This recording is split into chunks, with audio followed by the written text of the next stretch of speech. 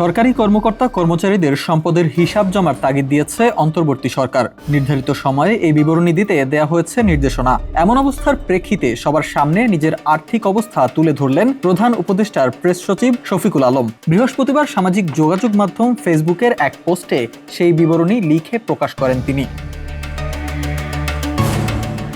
স্ট্যাটাসে শফিকুল আলম লেখেন, যাত্রাবাড়ির মধ্যবর্তী এলাকায় পৈতৃক সূত্রে একটি ফ্ল্যাট পেয়েছেন তিনি। পাশাপাশি 2014 সালে রাজধানীর শাহিনবাগে একটি 1100 স্কয়ার ফিটের ফ্ল্যাট কিনেছেন বলেও উল্লেখ করেন, যেটি নিজের ভাই শ্বশুরবাড়ি থেকে প্রাপ্ত ও নিজের জমানো টাকায় ক্রয় করেছেন বলে দাবি তার। এছাড়াও নিজের শ্যালকের থেকে ময়মনসিংহের একটি ফ্ল্যাট ক্রয় করেছেন শফিকুল আলম, যেখানে তার স্ত্রীর নামেও রয়েছে আরেকটি ফ্ল্যাট।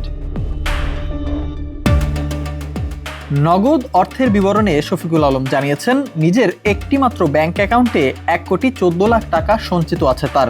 এছাড়াও ঢাকা শহরে একটি গাড়ি পরিচালনা ও ড্রাইভার রাখায় মাসিক প্রায় 50,000 টাকা খরচ হয়। স্ট্যাটাসটির এক পর্যায়ে তিনি জানান, সম্প্রতি রাস্তা দিয়ে হাঁটার সময় একদল ছেলে তাকে গণশত্রু বলে ডাকে, তাই নিরাপত্তার কারণে শিগগিরই নিজের বর্তমান ফ্ল্যাট ছেড়ে যাওয়ার কথা ভাবছেন শফিকুল আলম।